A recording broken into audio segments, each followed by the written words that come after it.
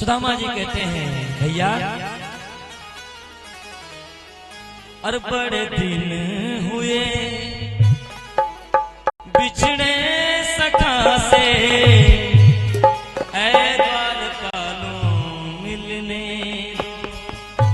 भैया और नहीं देखा है बरसों से उसको नहीं देखा है बरसों से उसको तनिक हमें तकने दो बड़े दिन हुए बिछड़े सका से ऐ द्वारपालों मिलने दो बड़े दिन हुए बिछड़े सका से ऐ द्वारपालों मिलने दो बड़े दिन हुए बिछड़े सका से ऐ द्वारपालों मिलने दो वो नहीं देखा है बरसों से उसको नहीं देखा है बरसों से उसको हमें तकने दो बड़े दिन हुए बिछड़े सका से द्वारपालों मिलने हुए बिछड़े सका से द्वारपालों महाराज की श्री सुदामा जी महाराज की रागी दोनों हाथों से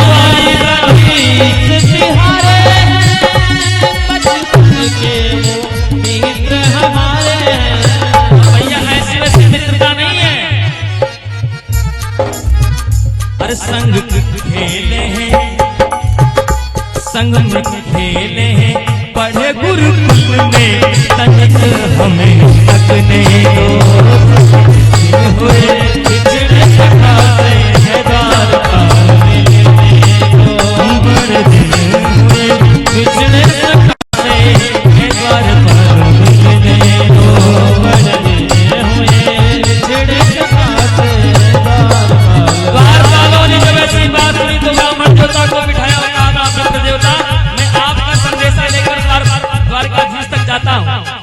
द्वारपाल अंदर प्रवेश किया द्वारकाधीश सिंहासन पर विराजमान है पहुंचते ही द्वारकाधीश की जय हो भगवान ने कहा कहो द्वारपाल का संदेशा लेकर के आओ सरकार बहुत विचित्र संदेशा है। द्वारकाधीश ने कहा जल्दी बताओ क्या बात है सरकार सुनो द्वार पर एक निर्धन आया है पाँव नंगी है उघड़ी काया है द्वार पर एक निर्धन आया है पाँव नंगे है उघड़ी काया है वो द्वार पर एक निर्धन आया है और पाँव नंगी है उघड़ी काया है द्वार पर एक निर्धन आया है उभरी काया है और सरकार शीश पगड़ी ना और झगा उसके तन पे कहे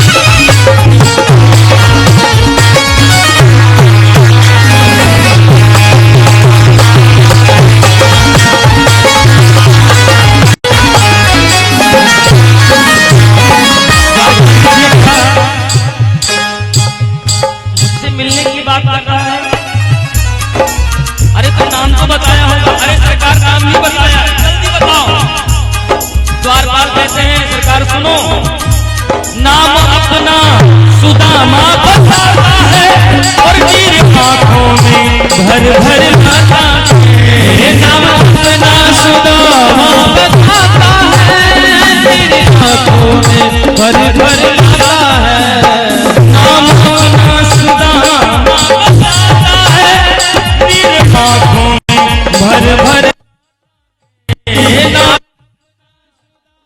बताता है, तेरी आंखों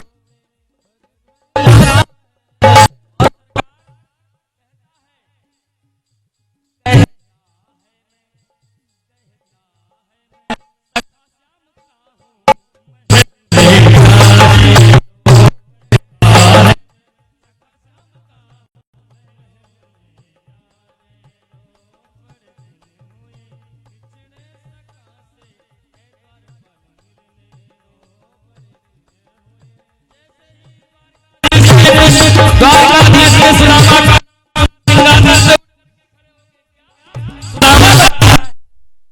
मित्र बता रहा है। तुरंत भगवान कन्हैया अपनी सुध-बुध को बैठे, उड़ करके सिंहासन से भगे, पीताम्बरी गिर गई, बंसी गिर गई, रुक्मणी कहती सरकार अपनी पीताम्बरी को संभालो, पर ठाकुर जी सब कुछ भूल गए। श्याम सुध-बुध सब बिसराए हैं, और दौड़ते दौड़ते द्वार आए हैं, श्याम सुध-बुध सब बिसराए हैं, दौड़ते दौड़ते द्वार आए हैं, ओ श्याम सुध-बुध सब बिसराए हैं, दौड़ते दौड़ते द्वार आए हैं, श्याम सुध-बुध सब बिसराए हैं, दौड़ते दौड़ते श्याम आए हैं, और नंगे पैरों ही पहुंचे दरवाजे, माता का स्वागत करने को, नंगे पैरों ही पहुंचे दरवाजे, माता का स्वागत करने को, नंगे पैरों ही पहुंचे दरवाजे, माता का स्वागत करने को,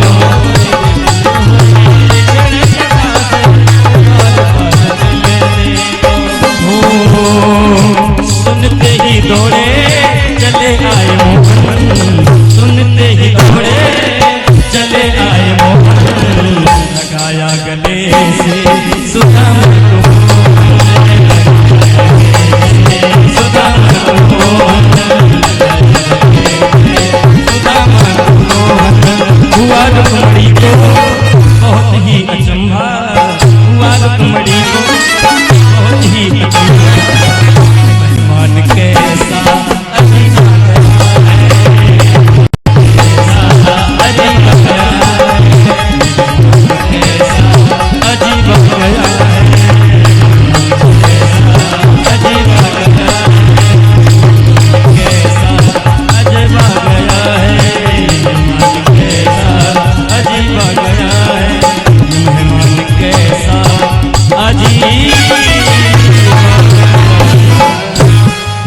द्वारकाधीश भगवान की जय, श्री सुदामा जी महाराज की।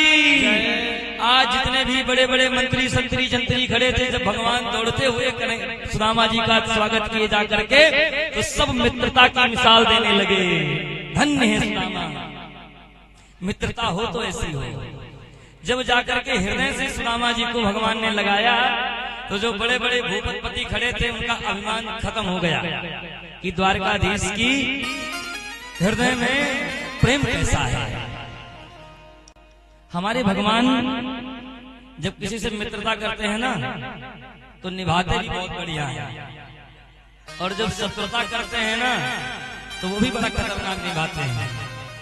ठाकुर जी पहुंचे, सुदामा जी को हृदय से लगाए, लेकर के महलों के अंदर गए। सुदामा जी महल लेकर के, मित्र ये सब तेरो ही है।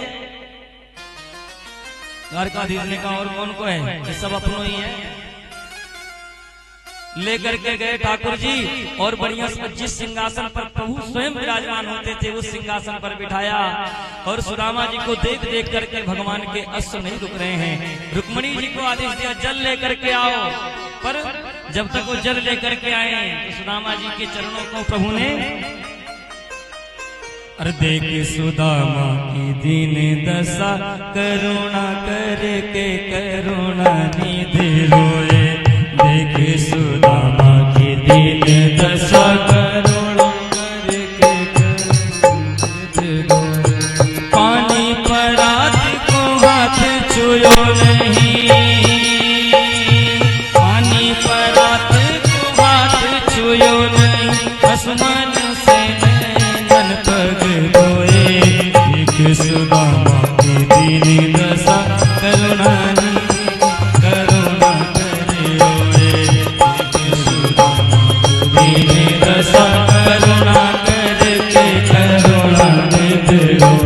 करुणा करके करुणा निधि रोए,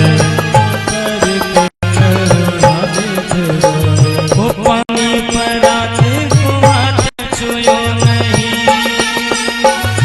पानी पराते हाथ छुयो नहीं, नैनन के आंसू पग धोए,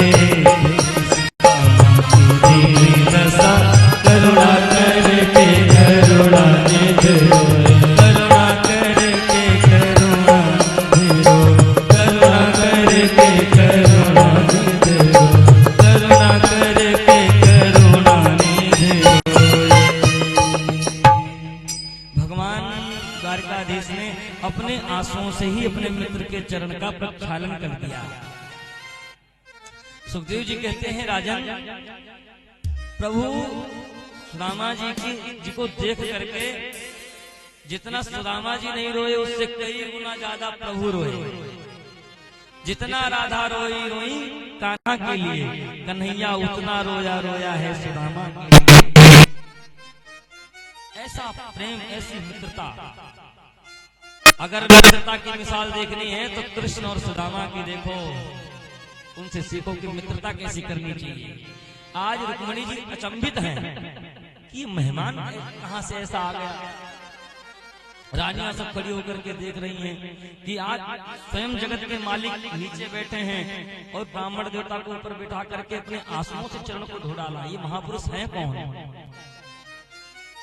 अपने आंसुओं से सुदामा जी के चरण का प्रक्षालन किया। प्रभु ने सुंदर स्नान इत्यादि करवाया सुदामा जी को। जिस सैया पर सुदामा जी भगवान लेटते थे उस सैया पर सुदामा जी को लिटाया और चरण को जब दबाने लगे सुदामा जी, अब हालचाल होने लगे। मित्र बड़े दिन के बाद याद आई, और बता कैसा है? सुदामा जी ने कहा भैया बड़ी कृपा है तेरी, सब कुछ है बढ़िया, सब चकाचक। अच्छा कोई दिक्कत तो नहीं? सब बढ़िया, कोई दिक्कत नहीं, सब आपकी कृपा है। अच्छा ब्याह भयो कि ना भयो? सुदामा जी ने कहा भैया वो तो हो गया। अच्छा बाल गोपाल बता दिया 5 बेटे भी हैं। अच्छा कन्हैया तो मेरी पूछ रहा है, अपनी बता ब्याह भयो कि ना भयो?